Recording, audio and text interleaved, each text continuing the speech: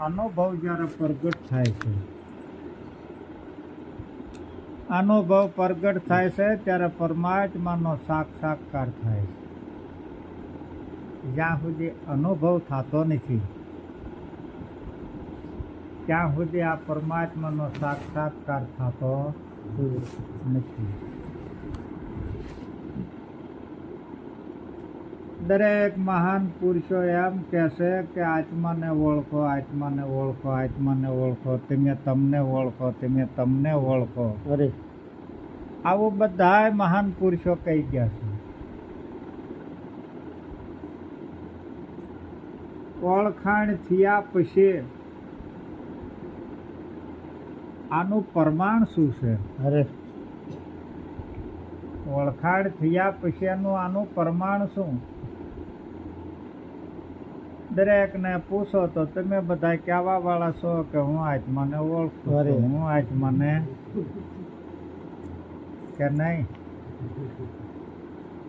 હું સદગુરુના શરણે ગયો તો મેં આત્માની ઓળખાણ કરી.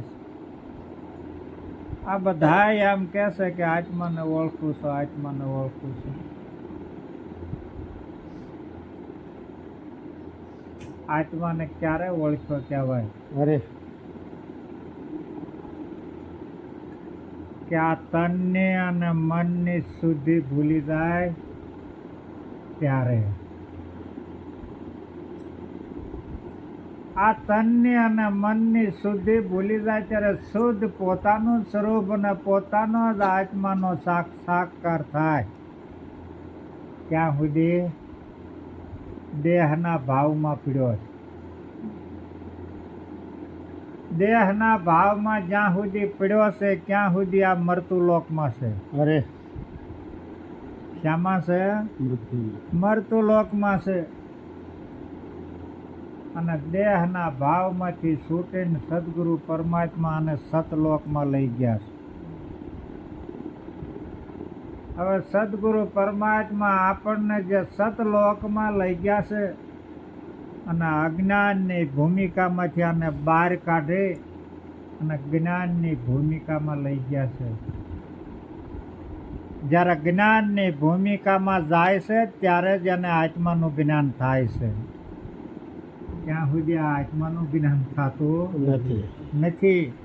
આ દેહનું જ્ઞાન હોય, આ આંખું કહેવાય, આ કાન કહેવાય, આ નાક કહેવાય, આ મુખ કહેવાય, આ હાથ કહેવાય, આનું જ્ઞાન છે. પણ આત્માનું જ્ઞાન, જ્ઞાનની ભૂમિકામાં જઈએ ત્યારે આત્માનું જ્ઞાન થાય. અને જ્ઞાનની ભૂમિકામાં ગયા પછી આત્માનું જ્ઞાન થયું એને શું મહાન પુરુષો કહેશે કે એ આત્મ જ્ઞાની છે.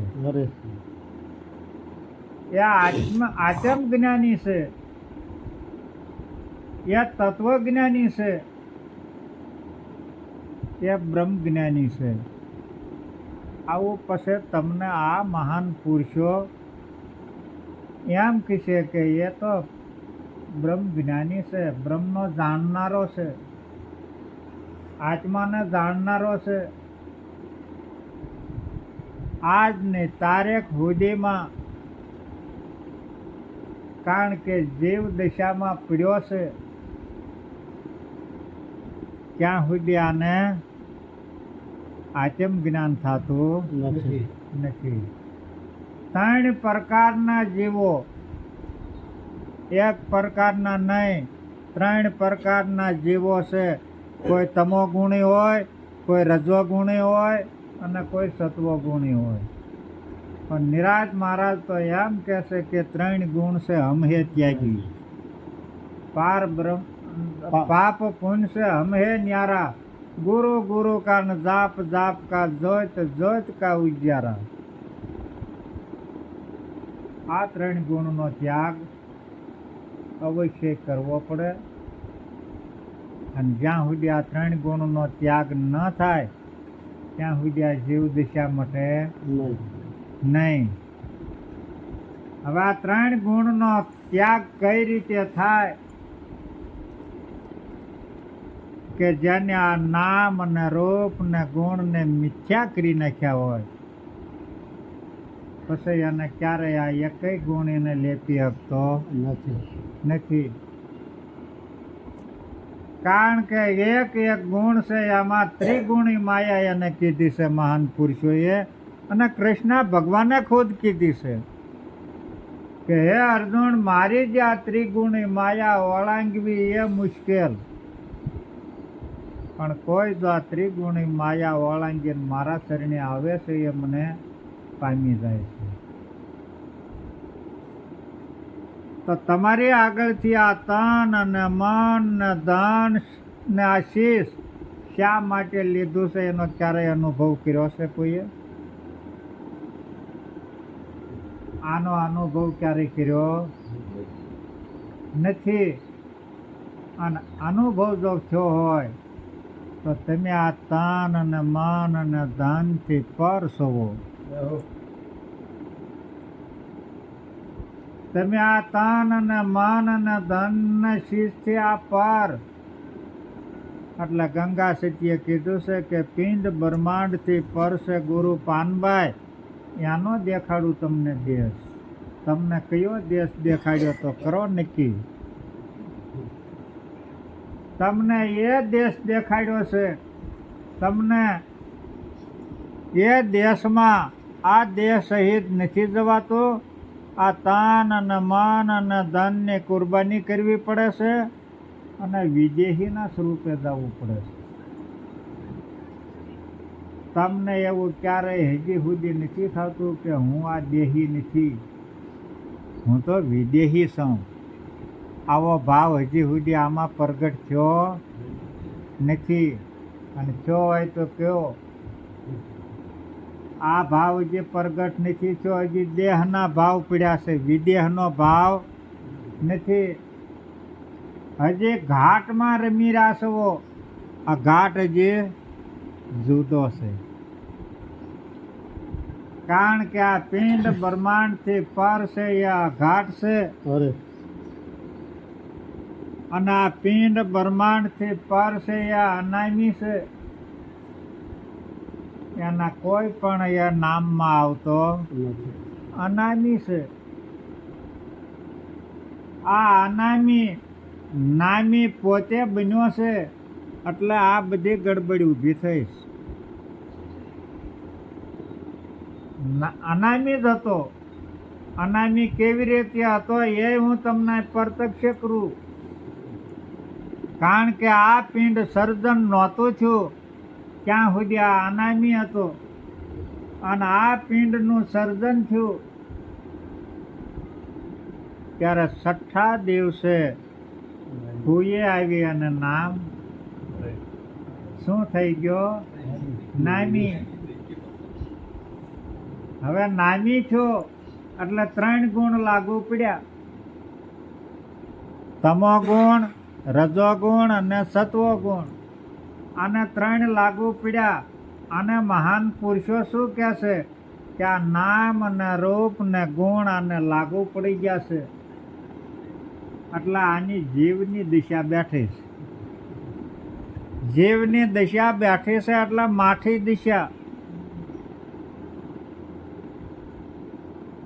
પણ જ્યારે જ્યારે એવા સદગુરુ મળી જાય છે ત્યારે આ જીવની દિશા મટાડી દેશે.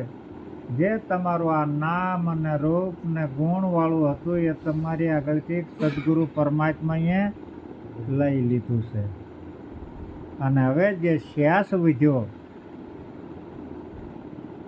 એ જે શ્વાસ વધ્યો એમાં એવું તપાસો કે આમાં કયો ગુણ છે? તમો ગુણ છે, રજો ગુણ છે કે સત્વ ગુણ છે? આમાં કયો ગુણ છે? એ કઈ નથી. કારણ કે જે શ્વાસ વધ્યો એ નિર્ગુણી છે. જે શ્વાસ વધ્યો છે એ નિર્ગુણી છે. એને કોઈ ગુણ લાગુ પડતો નથી. આવું જે તમારું સ્વરૂપ, આ તમારું આચમ સ્વરૂપ, આની ઉપર જ્યારે જ્યારે તમારી નિષ્ઠા બંધાશે, એમાં દ્રઢતા આવશે, એમાં વિશ્વાસ આવશે, ત્યારે તમારા સ્વરૂપમાં તમે સ્થિર થશો. જો નિષ્ઠા નહીં આવે તો આ તમારા સ્વરૂપમાં તમે સ્થિર ક્યારેય ન થઈ શકો. એટલે આ સ્થિરતા જે લાવવી એ એવા સંતોના સત્સમાગમમાં જઈએ ત્યારે આને સ્થિરતા આવે, ત્યારે પોતાના સ્વરૂપનો પોતાને અનુભવ થાય છે. કારણ કે તમને હજી એ અનુભવ નથી. દરેક સંતો કહેશે કે એક જ તત્વ ઘટોઘટનો વાસી બધાયમાં રહેલો, પણ એ તત્વને હજી સુધી નક્કી કર્યું નથી. જો એ નક્કી થાય તો આ વિશ્વમાં કોઈ ઘાટ પણ તમારી દ્રષ્ટિમાં ન આવે. તમારી દ્રષ્ટિમાં આ જગત ન આવે. 3 કાળમાં યોગ વિશિષ્ટ ઋષિ રામને કહેશે કે 3 કાળમાં આ જગત નથી. અને જો જગત હોય, જો હાહલાને જો સિંહ હોય તો આ જગત છે. પણ હાહલો જ્યારે હોય ત્યારે આપણને સિંહનો ભાસ થાય છે, પણ હકીકતમાં એને સિંહ નથી. એમ તમને આ જગતનો ભાસ થઈ ગયો છે. એટલે આ જગત તમારી દ્રષ્ટિમાં આવ્યું છે, પણ જો એનો ભાસ નીકળી જાય તો આ જગત 3 કાળમાં નથી. લાંબી દ્રષ્ટિ દૂર કરો, તમારી નજીક દ્રષ્ટિ લાવો કે આ જગત છે એ જ તમારું આ પિંડ છે. જગત છે એ જ તમારું પિંડ છે, અને એ પિંડ સદગુરુના શરણે અર્પણ કરી દીધેલું છે. કરી દીધું છે ને. હવે શ્વાસ વધ્યો એને છે જગત, એને જગત નથી. એક જ છે કે બીજો? અને એવો આ બધાયમાં એકનો એક પ્રગટ હોંકારા દઈ રહ્યો છે. એને એની સામે નિષ્ઠા બાંધો, એમાં દ્રઢતા લાવો, એમાં વિશ્વાસ લાવો. કારણ કે જ્યાં સુધી નિરાંત મહારાજે તો ક્યાં સુધી કીધું છે કે બ્રહ્મ સુધી માયા છે, પણ અહીંયા માયા છે નહીં. બ્રહ્મ સુધી માયા છે. માયા કેવી રીતે છે? કારણ કે જે આ જેટલો રચનારો છે તે આ બ્રહ્મ પોતે જ રચી રહેલો છે. પણ આમાં એક મુદ્દો એને બહુ સારો કીધો છે નિરાંત મહારાજે કે હમ હે બ્રહ્મ ને બ્રહ્મ હે માયા, માયા સકલ સંસારા. ઈસવિદ હમ હે અરસ પરસમાં સાઉ. ઈસવિદ હમ હે સબીમાં. બધી સબીમાં મારી સિવાય બીજો કોઈ છે નહીં. એટલે આ જે અનુભવ થઈ જાય કે બધી સબીમાં હું છું, આવો જ્યારે અનુભવ થઈ જાય છે તમારા મનમાં ક્યારેય વાદ વિવાદ ક્યારેય ઊભો થાય છે નહીં. એક જ પરમાત્મા છે. કોની સામે? તમે જ પરમાત્માનું સ્વરૂપ છો. કોની હારે વાદ વિવાદ થાય? કારણ કે એક જ સ્વરૂપ છે, એની સિવાય કોઈ બીજો છે નહીં. તો કોની હારે આ વાદ વિવાદ થાય છે? બેપણાનો ભાવ છે એટલે આ વાદ વિવાદ ઊભો છે. પણ બેપણાનો ભાવ જો નીકળી જાય અને અદ્વૈતપણું જો આવી જાય, અદ્વૈતપણું આવી જાય તો કોઈ દી વાદ વિવાદ ઊભો થતો નથી. જ્યાં સૌ ના હું સૌ, મારી સિવાય કોઈ બીજો છે નહીં. આવું જ્યારે નિષ્ઠા બંધાઈ જાય એ પરમાત્માનું સ્વરૂપ છે. એટલા માટે આનો ખરેખર તમારા સિદ્ધાંત ઉપર જ તમારે આવવું પડશે. જ્યાં સુધી તમારા સિદ્ધાંત ઉપર જો તમે નહીં આવો ત્યાં સુધી તમારા સ્વરૂપનો અનુભવ ક્યારેય થશે નહીં. જે આ મહાન પુરુષો થયા છે એને બીજે ક્યાંય લક્ષ્ય નથી આપ્યું. પોતે પોતાના સિદ્ધાંત ઉપર આવ્યા છે. પોતે પોતાના સ્વરૂપનો અનુભવ કરી અને આપણા માટે આ શબ્દ મૂકતા ગયા છે કે તમે આત્માને ઓળખો, આત્માને ઓળખો. પરમાત્માને ઓળખો, બ્રહ્મને ઓળખો, આ બધું કહી ગયા છે. પણ એ જાતે પોતાનો અનુભવ એને થઈ ગયો છે ને એ અનુભવ એને રજૂ કર્યા છે. આની ઓળખાણ જ્યારે થઈ જાય છે ત્યારે તમને આ વિશ્વની માલિકો કોઈ પછી બીજો દેખાશે નહીં. અને એ ન જો એમાંય જો તમને અનુભવ ન થતો હોય તો એ અનુભવ કરી લો કે આખા વિશ્વની માલિકો એક જ સૂર્ય ઉદય થાય છે અને સ્વયં પ્રકાશ બધાને આપી રહ્યો છે. હવે સૂર્ય એક છે કે બે? તમને અનુભવ થઈ જાય ને કે સૂર્ય એક જ છે અને એક છે એ સ્વયં બધે પ્રકાશ આપે છે. અને કદાચ એ સૂર્યની કિરણો જ્યારે રેલગાડીઓના પાટા ઉપર પડે છે ને એ ગાડીઓ દોડે છે માથે તો ક્યારે એ કિરણોના કટકા થતા નથી કે થઈ જાય? ન થાય. એમ તમારું જે આચમ તત્વ છે સ્વયં પ્રકાશી ત્યાંના ક્યારેય પણ કટકા થતા નથી. એટલા માટે કૃષ્ણ ભગવાનને કહેવું પડ્યું છે કે આત્મા કેવો છે કે શસ્ત્ર એને છેદી શકતો નથી, અગ્નિ એને બાળી શકતો નથી, પાણી એને પલાળી શકતો નથી, કે વાયુ એને હૂકવી શકતો નથી. આવો નિર્લભ આવો જે તમારા જ્યારે અનુભવ થાય ત્યારે આત્માની ઓળખાણ થઈ કહેવાય. અને એ કિરણો આપણી ઉપર પડે છે સૂર્યના. તમે જ વિચાર કરો, એ કિરણોને જ્યારે પકડવો હોય ત્યારે પકડી જોજો, ક્યારેય હાથમાં આવશે નહીં. એમાં હાથમાં આવે નહીં. આને પકડવો હોય તો પકડાય એવો નથી. પણ આને કોણ પકડે છે એનો અનુભવ કરો કે જ્યારે યાના બની ગયા છે એ પકડી લેશે.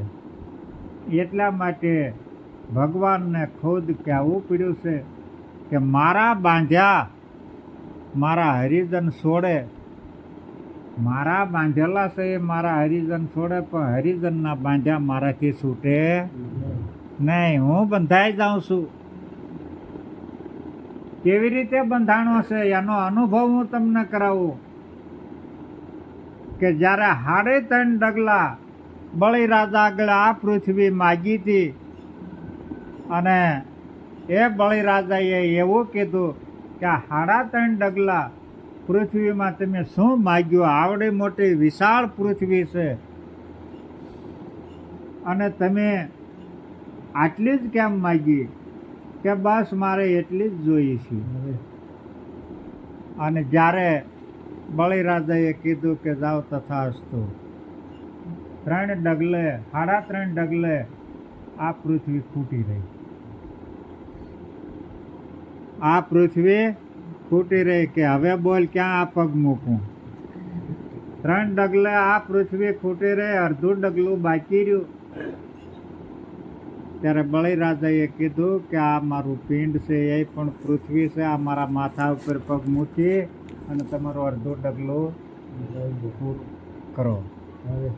તમે કેટલા ડગલા આપી કરો છો એ વિચાર. આપણે હવે એ બળીરાજાનું આઘું છે, આપણે આ નજીક. હા, આ નજીક. કારણ કે તમારું આ જે પિંડ છે એ 3.5 ડગલા જ થાય, એથી વધારે થાય નહીં. અહીંથી તમે લેતા આવો, કેડ સુધી 2 થાય, અહીં સુધી 3 થાય, અને આ રહ્યો એ 3.5 ડગલા પૃથ્વી તમારી આગળ ભગવાને માગી છે અને તમે આપી છે. અને તમને કયું રાજ આપ્યું એ તમને ખબર હોય તો કહો, નહીંતર હું ખુલાસો કરી દઈશ. કારણ કે જે તમને રાજ આપ્યું છે એ રાજ અવિસળ આપ્યું છે. કોઈ દી સળાયમાન થાય નહીં. કાયમની માટેનું અખંડ એવો કારણ કે તમને આ રાજ હોતું છે. અને આ નગરી છે હવે એ નગરી કોની છે એ વિચાર કરો. આ કારણ કે નગરી હતી પહેલાં એ વજરની હતી. જ્યારે સદગુરુને સોંપ્યા પછી અને સદગુરુએ પાછી આપ્યા પછી આ નગરી તમારી કંચનની થઈ છે. ક્યાંની થઈ? કંચનની એટલે હોનાની. હા, જેમ કૃષ્ણ ભગવાને હોનાની જ્યારે દ્વારકા કરી એવું આ દ્વારકા તમારી હોનાની કરેલી છે. અને એ દ્વારકા આવડી આજ છે, બીજી છે નહીં. એટલે આ તમારી આગળથી 3.5 ડગલા આ પૃથ્વી સદગુરુ પરમાત્મા એ માગી છે અને તમે આપી છે. કારણ કે આની હારે ભગવાન કેવી રીતે બંધાણા છે એ હવે તમને કહું.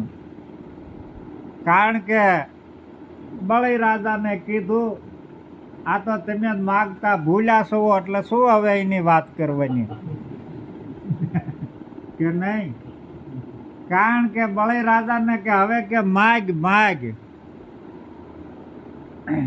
કે મારે પરવું હવે કાંઈ માગવા જેવું રહ્યું નથી. પણ બહુ જો તમે કહેતા હો તો એટલું માગું છું કે જ્યાં હું ના તમે, હું ના તમે આ બંધાણા અને દેવ લોકોમાં હાહાકાર મચાઈ ગયો કે આ વિષ્ણુ ભગવાન ગયા ક્યાં. અને હવે આને પણ આ નારદને બધી ખબર હોય ત્રણેય લોકની, એ ત્રણેય લોકમાં જાતો આવતો હોય. હા, એટલે આને ત્રણેય લોકની ખબર. એટલે નારદે કીધું કે ભાઈ હવે એ આમ નથી જડે એવું, કારણ કે બળી રાજા આગળ બંધાઈ ગયા છે. એટલે તો કે હવે આનું શું કરવું? કે એક ઉપાય છે. કે કયો? કે જ્યારે દેવી લક્ષ્મી જાય અને બળી રાજાની બેન બને અને જ્યારે બળી રાજા એમ કે માગ બેન, ત્યારે જો એ ભગવાનને માગી લે તો એ પાછા આવે. એટલે લક્ષ્મીજી જાય અને બળી રાજાના બેન બન્યા અને બળી રાજાને રાખડી બાંધી અને બળી રાજા એમ કહેશે કે માગ બેન કે મારે કે આ ભગવાન જોઈએ છે, બીજું કઈ જોતું નથી. કે હું ક્યાં ના પાડું છું, લઈ જાઓ. ભગવાન કે નથી અવાય એવું, એ મેળ નથી પડે એવું, હું બંધાણેલો છું મારા વશને. એટલે મારાથી અવાય એવું નથી. એ તમને હજી એ કઈને ખબર નથી. કારણ કે આ જે સ્વરૂપ છે એ સદગુરુનું બનાવેલું છે અને સદગુરુ એમાં બંધાઈ ગયેલા છે. હવે કદાપી માગે ને કોઈ તોય પણ આ તમે આપીએ કોઈ એવું અપાય એવું છે નહીં. કારણ કે તન ગુરુનું છે, મન ગુરુનું છે, આ શીશ પણ ગુરુનું છે, આ મુખે ગુરુનું છે. આખું જે બનાવ્યું છે એ ગુરુના રૂપે બંધાઈ ગયા છે કે નહીં? નજરે નક્કી ને આવી રીતે બંધાણેલો છે. આ ક્યારેય છૂટતો નથી.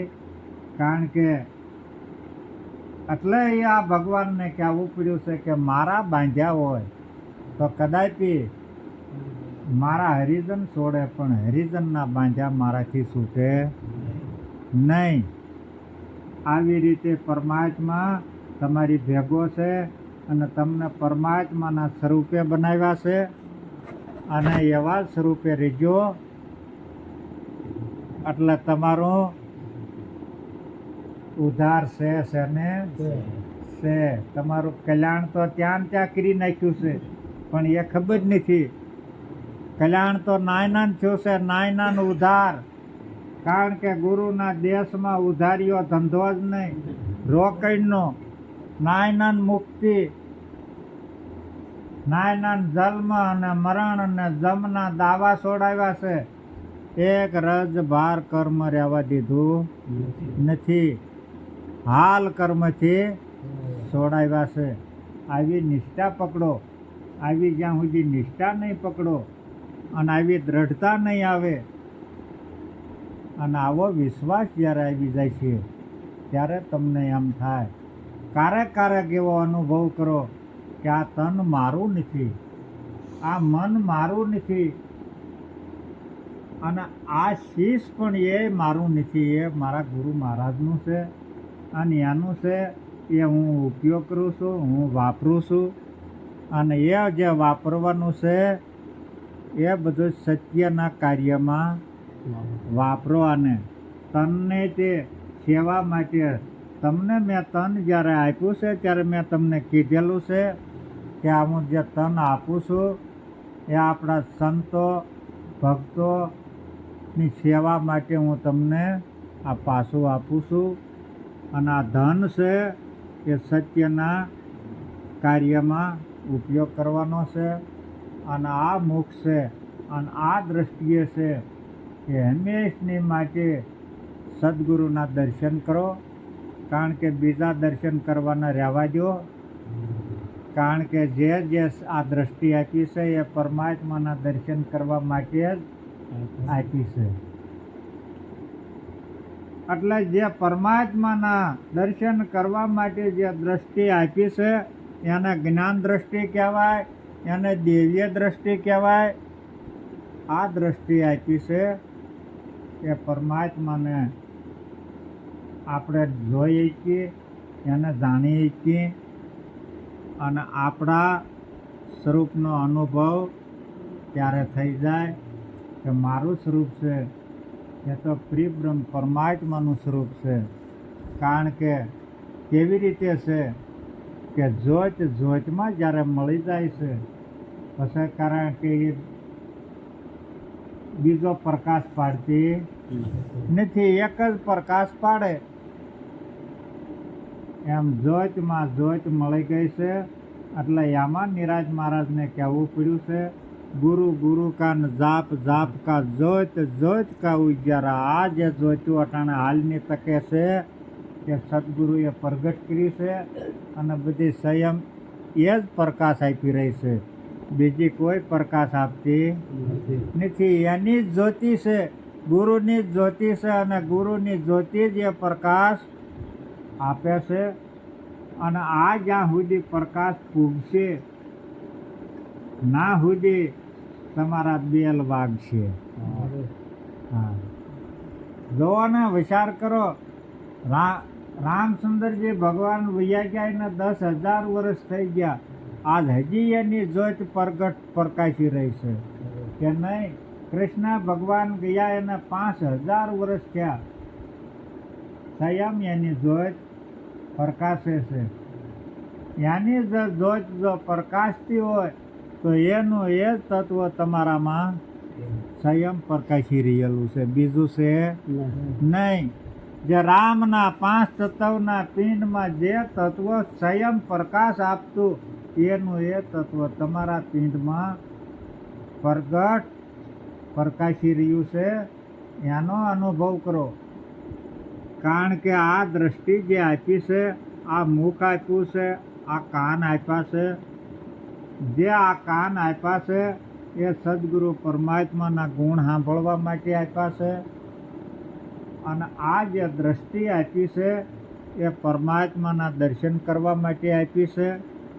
અને આ જે મુખ છે એ ગુરુના ગુણ ગાવા માટે આપેલા છે, હંમેશની માટે આ ગુણને. એટલે સંતોએ તો એમાંય કીધું છે કે ગુરુના ગુણનો નહીં પાર, ભક્તિ ખાંડા કેરી ધાર, જાવું છે ધણીને દ્વાર તો બેડલી ઉતારે ભાવ. આ બેડલી પાર ઉતારવા માટે આપી છે અને આ પાર ઉતરી ગઈ છે. અને હવે પાછા ઉડાડતા નહીં, એની ખાસ કરીને ધ્યાન રાખજો. કારણ કે જો સૂક્યા તો પાછી બુડી જાય. એટલા માટે આ જે તમને જે તરવા માટેનું સદગુરુ પરમાત્માએ નાવ આપ્યું છે અને કેવટિયો જે સદગુરુ પરમાત્મા તમારી ભેગો છે, આ નાવને તમ તારે આ સાગરમાં, સંસાર સાગરમાં ગમે એમ હાંકશો તો એ પાર ઉતારી દેશે. કારણ કે સદગુરુનો જે જ્ઞાન સાગર છે, આ નાવ એમાં લઈ ગયો છું. જ્ઞાનના સાગરમાં આ નાવને ના લઈ ગયો છું અને એ આ ભવસાગરે પાર ઉતરી ગયા છો. સંસાર સાગરને પાર ઉતરી ગયા. હવે કોઈ આ કાંઈ કરવા જેવું રહેતું નથી. હવે જ્ઞાન સાગરમાં આનંદ મેળવો, એ જ પરમાત્માનું ભજન અને એ જ ભક્તિ, બીજું કશું કરવાનું નથી.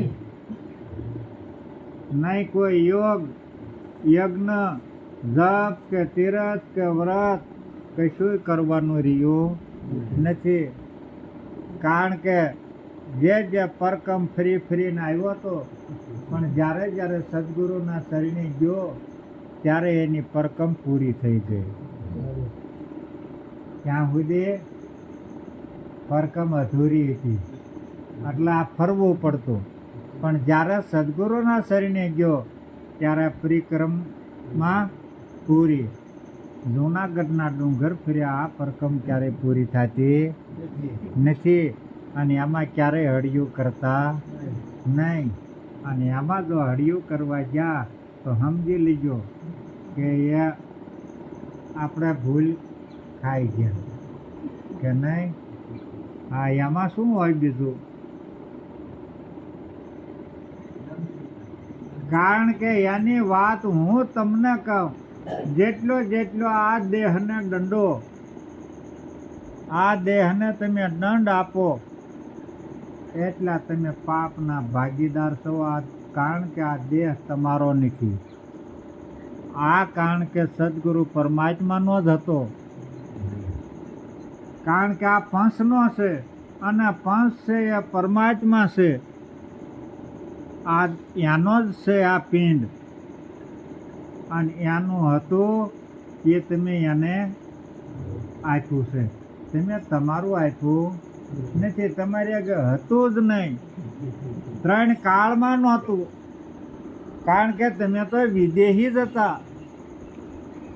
પણ વિદેહીનો અનુભવ નહોતો, એ સદગુરુ પરમાત્માએ તમને કરાવી દીધો કે તું આ પિંડ રહ્યો એ તું નહીં, તું તો વિદેહી છો. કારણ કે આ પિંડ નહોતું ત્યારે એ વિદેહી જ હતો. અને આ પિંડ થયું એટલે એને એમ થયું કે આ મારું છે, આ મારું છે, આ મારું છે, એમ થાય છે ને. હા, કે આ મારું છે. આ હું અને મારું આ પિંડમાં સર્જન થયું છે ત્યારથી ગીરી ગયું છે કે નહીં. હવે વિચાર કરો, આ પિંડ પડી જશે એટલે હું મારું રહેશે તો નહીં રહે. કારણ કે હું અને મારાનો દાવો આ સદગુરુના શરણે તમારા દેહ સહિત છોડાવ્યો છે. તમારું આ પિંડ હતું ને, કાં તમને એમાંથી છોડાવી દીધા છે કે રહ્યું છે? હવે ન રહે. કારણ કે સદગુરુ પરમાત્માએ એ વિદેહી જ હતો અને વિદેહી જ બનાવ્યો. એ પરમાત્માના સ્વરૂપે જ હતો અને એ સદગુરુ પરમાત્માએ એના સ્વરૂપે પાછો બનાવી દીધો છે.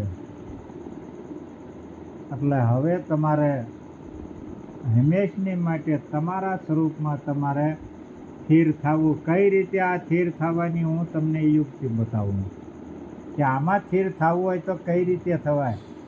ગમે ત્યારે પ્રભાતના પહોરમાં જાગૃત થઈને પૂછવું કે આ દેહ એ હું નહીં, આ મન એ હું નહીં, આ શીશે હું નથી ને આ ધન એ હું નથી. હું આ મન અને બુદ્ધિ ને ઇન્દ્રિયોની ક્રિયાઓ જોયા કરું છું.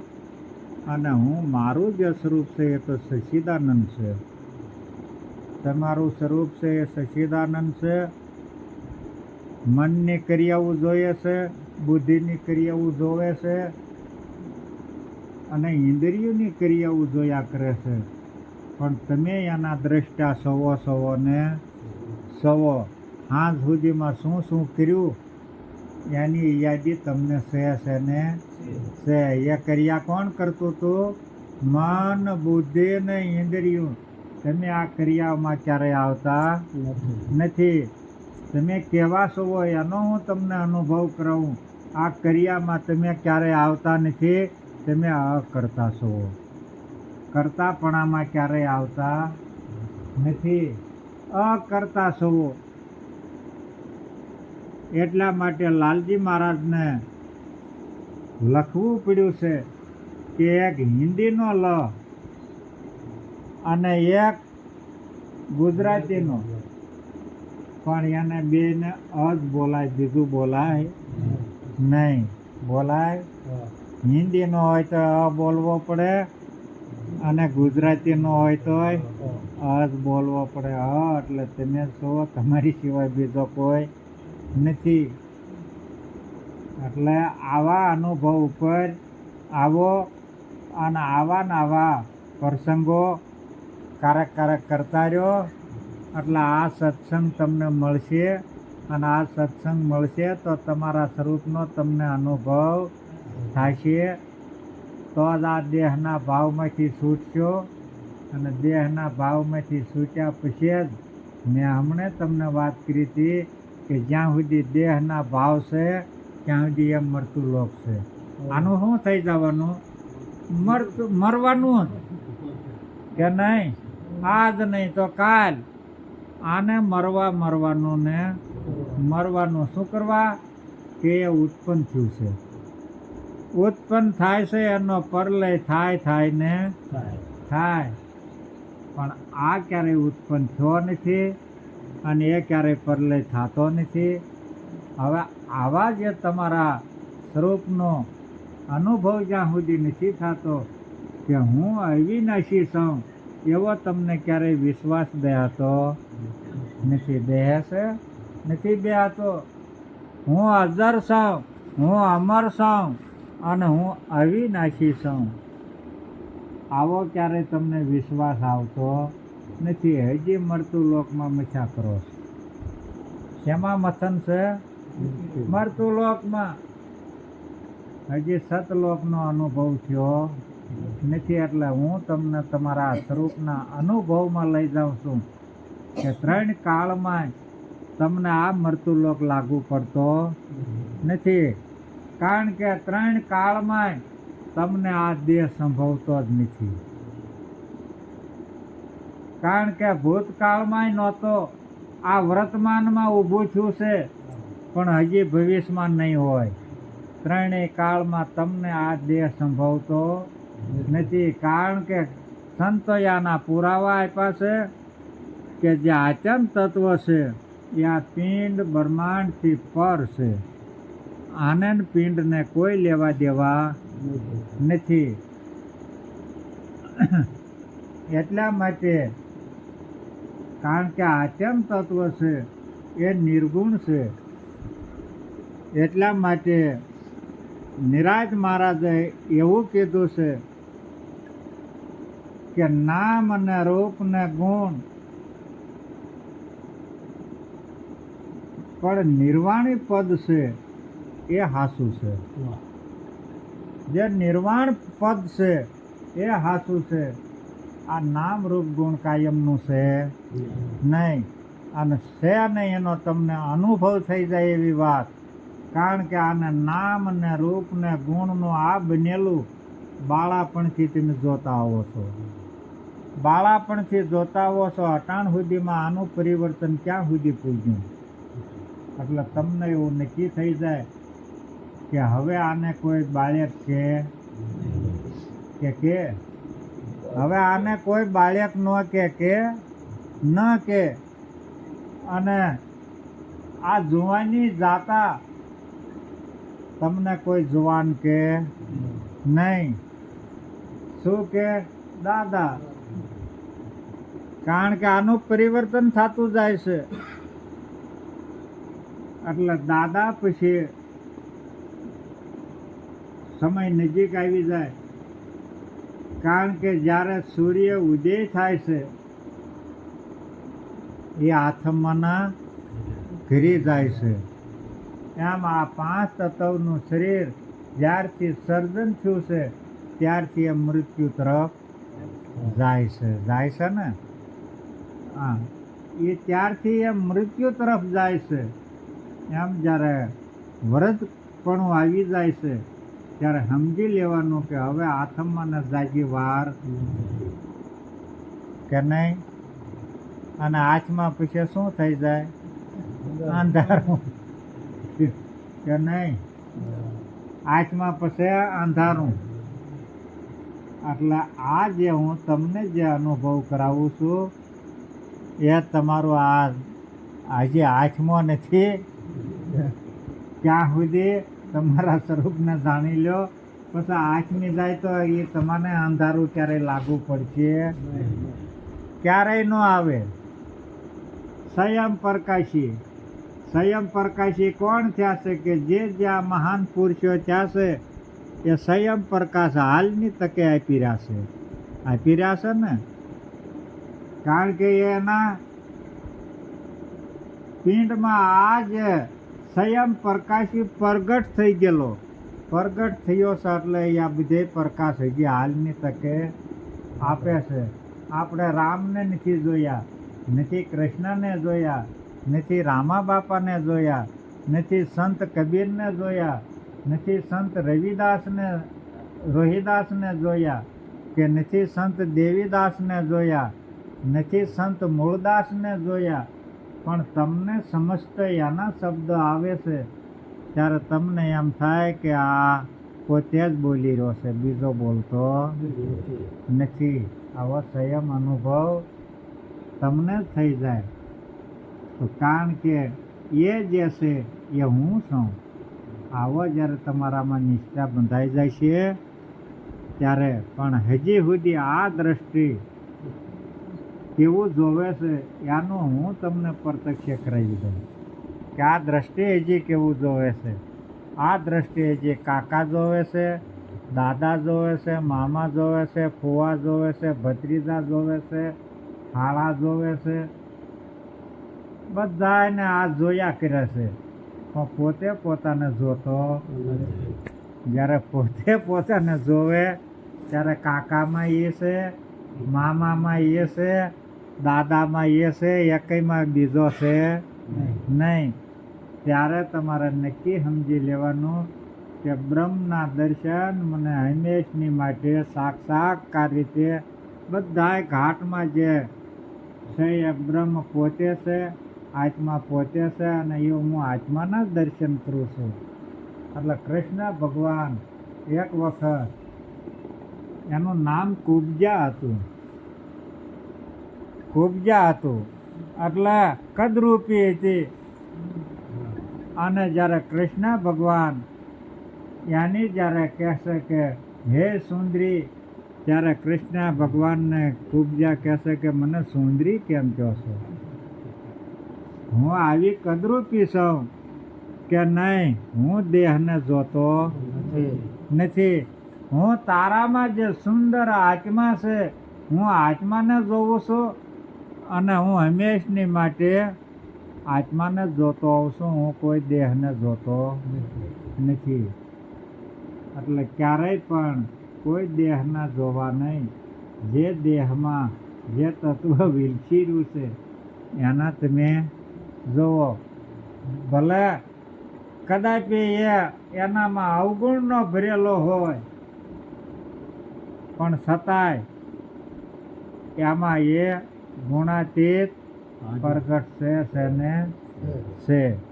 પણ અવગુણને લઈને એ કારણ કે લોપ થઈ ગયો છે એટલે ઓલો બહાર આવતો નથી.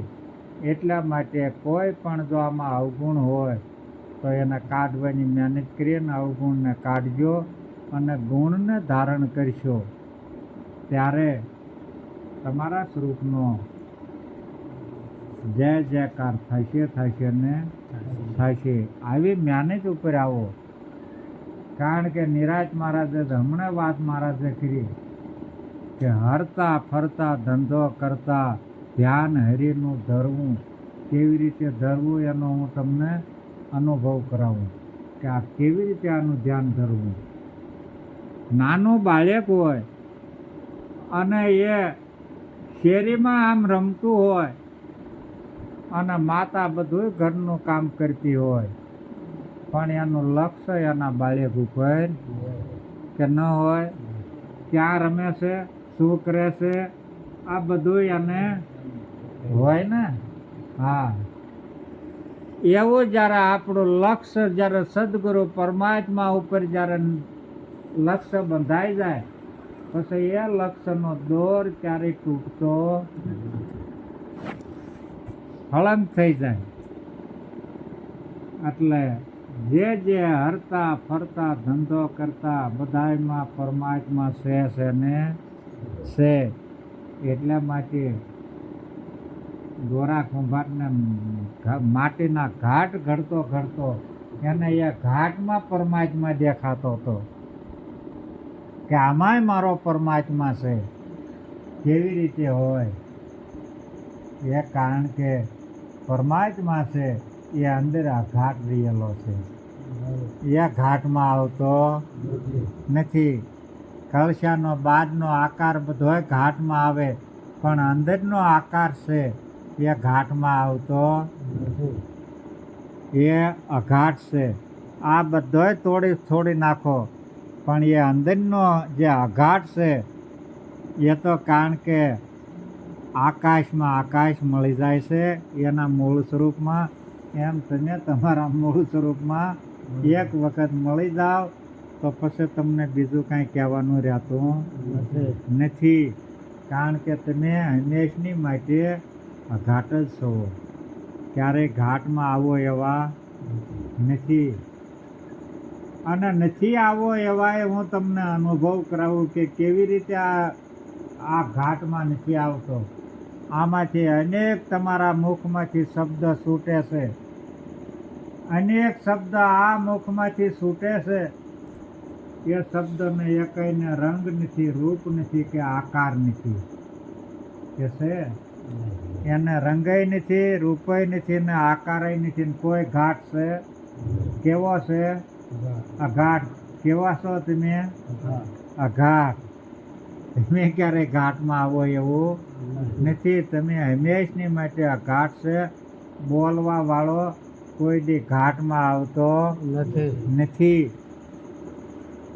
બોલવા વાળો છે. એટલા માટે આ સંતોને કહેવું પડ્યું છે કે આ બોલે છે એ બીજો નહીં, બોલે છે પરમાત્મા પોતે. અજ્ઞાનીના આંધળો એને અળગો જઈને ગોતે છે. ગંગા સીધીએ તો ક્યાં સુધી કીધું છે કે નામ ને રૂપ ને ગુણ ને મિથ્યા કરી જાણો પાનભાઈ, તો રમાડું તમને 52ની. હંમેશની માટે તમે આ 52ની બહાર છો. આમાં આ 52માં તમે આવતા નથી. તમે કેવા છો? 53માં કે નહીં? 53માં હોય એ કોઈ દી 52માં આવે નહીં. એવા તમે છો.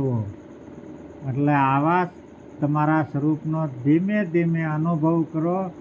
અને બીજી મારી એ વિનંતી છે કે ક્યારેક જો કોઈ પણ જો તમને આ શબ્દ મૂંઝવતા હોય, શબ્દ ન સમજાતા હોય, તો હજી હાલની તકે તમારો સદગુરુ પરમાત્માનો ઘાટ સહિત હજી છે પ્રગટ. ગમે ત્યારે પૂછવાની છૂટ.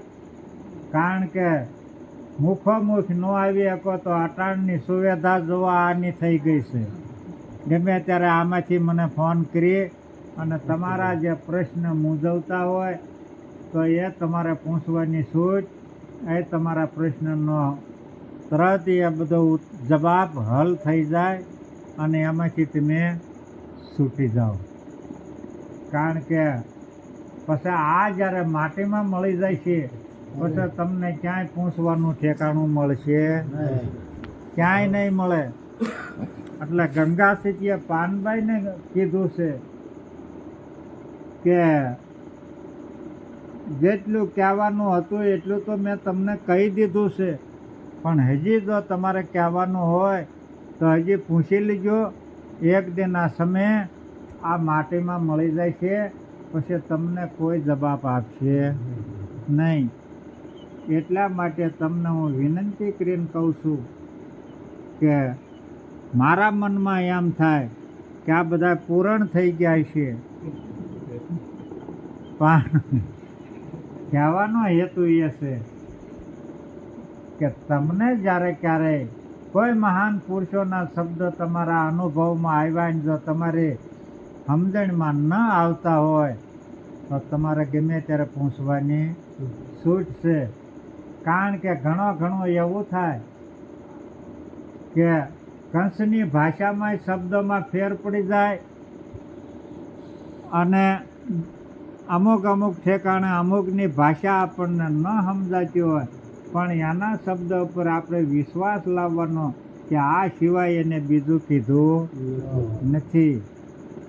કારણ કે ઘણા રાજ્યોમાં ભાષા ફેર થતો હોય તો ભાષા ફેરમાં આપણને અઘરું પડતું હોય, એટલે આ તમારે ન સમજાતું હોય તો ગમે ત્યારે પૂછવાની છૂટ. કારણ કે તમારા કરતાં આજ બીજા પૂછીને લઈ જાય છે, એ હજી તમને નથી ખબર.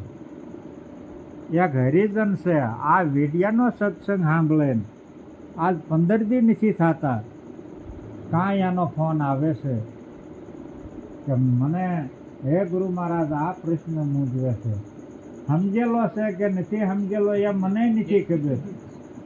કારણ કે મારે એની ક્યારેય મુલાકાત જ નથી થઈ.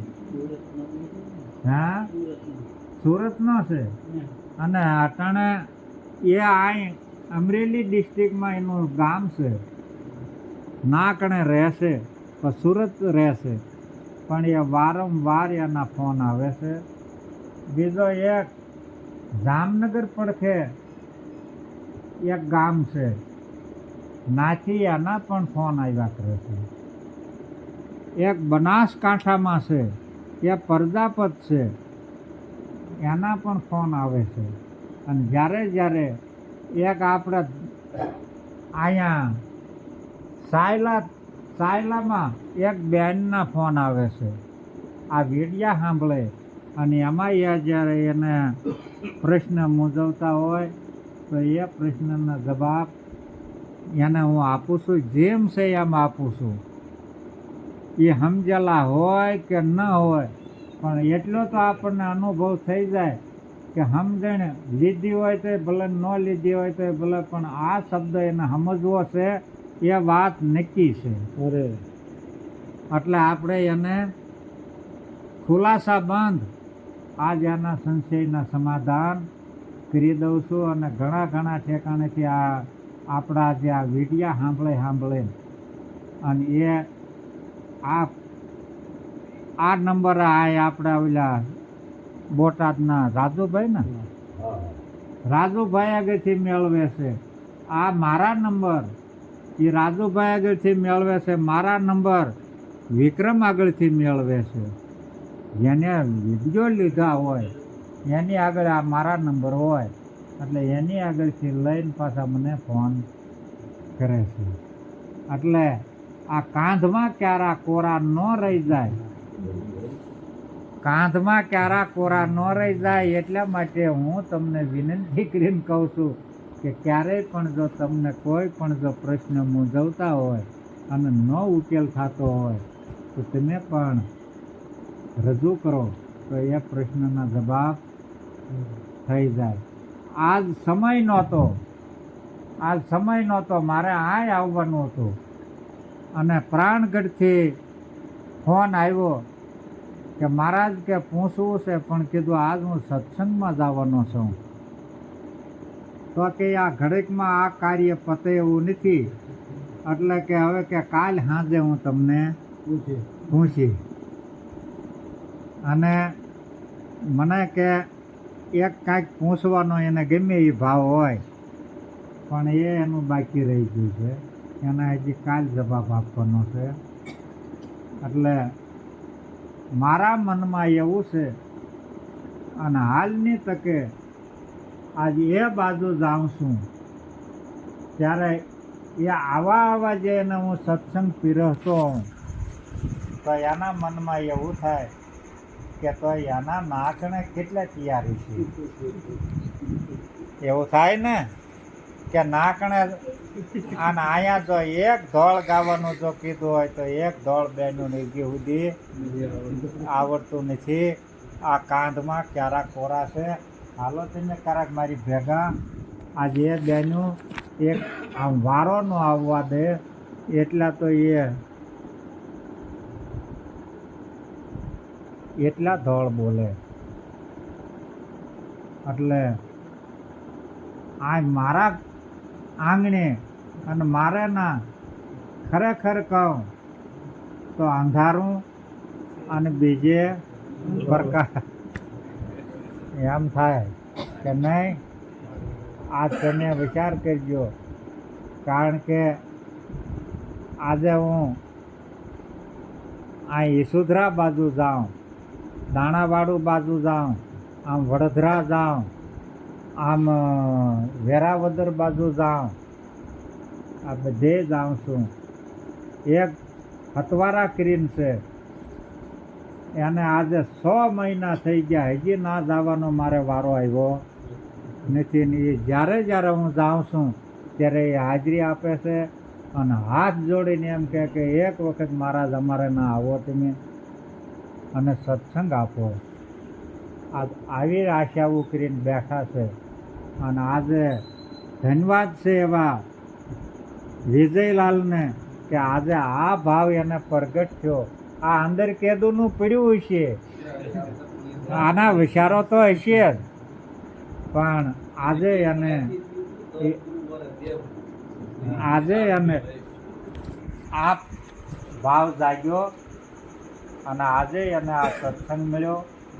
આ સત્સંગ હવે એને જ્યાં સુધી જાગૃતિ રહેશે ત્યાં સુધી જે આ એમના સતત એનામાં ચાલુ રહે. એટલે તમે જાગો. મારું કહેવાનો એ હેતુ છે કે તમે જાગી જાઓ તો ક્યારેય પછી મોહની નિંદ્રામાં પડતા નહીં. હમણાં મહારાજે એક વાત કરી હતી થોડીક, પણ એમાં થોડો ફેર હતો શબ્દોમાં, એટલે મારે એનો એમને ખુલાસો કરી દઉં એટલે એને સમાધાન થઈ જાય.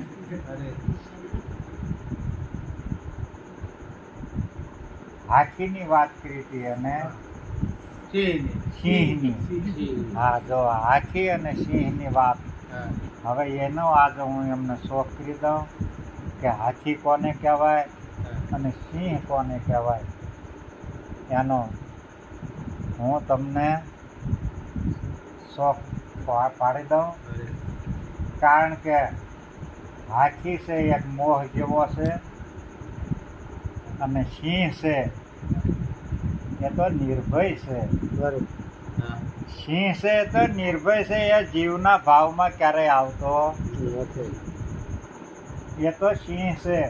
હવે એ નિર્ભય કોણ છે કે આત્મ તત્વ. આત્મ તત્વ જેને સમજ્યું છે એનામાં આ મોહ બધો ગળી જાય છે, ક્યારેય પછી મોહ પ્રગટ થતો નથી. એટલે સવારામાં કીધું છે કીડીના હડફેટે હાથી મૂવો. કીડીના હડફેટે હાથી મૂવો. કુંદરને પાડ્યો પગલા હેઠ, પુગાડ્યો ઠેઠ, નણદલ લહેર્યું. કીડી કહેતા ભક્તિ થાય અને હાથી કહેતા મોહ થાય. આજ મોહ ભક્તિના હડફેટે સડી ગયો અને કુંદરને પાડ્યો પગલા હેઠ, પુગાડ્યો ઠેઠ. આ નણદલ લહેર્યું. આને મોહને હાથીની ઉપમા મહાન પુરુષોએ આપી છે. અને મનની વાતો આપણે કરવી છે ને કરવી જોઈએ એ જરૂરી, પણ ખરેખર જો તમે અનુભવ કરો તો તમને ખ્યાલ પડી જાય કે મેં આ મારું મન